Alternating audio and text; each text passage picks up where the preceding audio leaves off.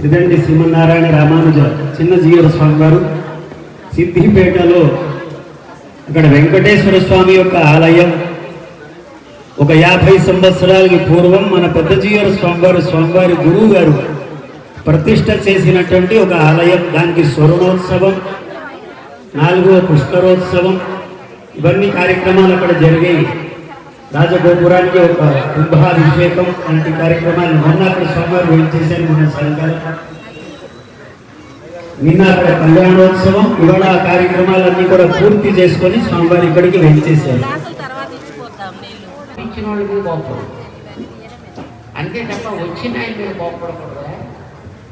కానీ వాళ్ళకు ఒక మెసేజ్ అయితే ఇవ్వాల్సి ఉంటుంది కనుక ఈ వచ్చిన వాడిని మనం చంపేస్తే మెసేజ్ తీసుకెళ్ళేవాడు ఎవడు ఉండడు కదా.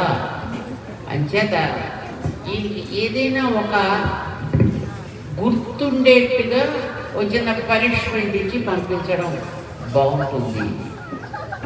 నీ ఇష్టం కదా అన్నాడు. బాగానే ఉంది, మంచి మాటే చెప్పు. ఏ మూడు మామూలుగా ఎవరి మాట వినే రకం కాదు. కానీ ఆ క్షణంలో ఏ మూడ్లో ఉన్నాడో ఏమిటో. సరే చెప్పిన మాట బాగానే ఉందిలే. కోతులకి తోకలంటే చాలా ఇష్టం. అవి తోక ముట్టుకుంటే తట్టుకోలేవు, చాలా కోపడిపోతుంటాయి. సాధారణంగా జంతువులన్నింటికీ అంతే. మీ ఇళ్లలో పిల్లులు ఉంటాయి కదా, మిగతా చోట్ల మీరు చూడగలరో చూడలేరు తెలియదు. పుల్లు దగ్గర కోతు దగ్గర మీరు ఎట్లాగో పట్టుకోలేరు.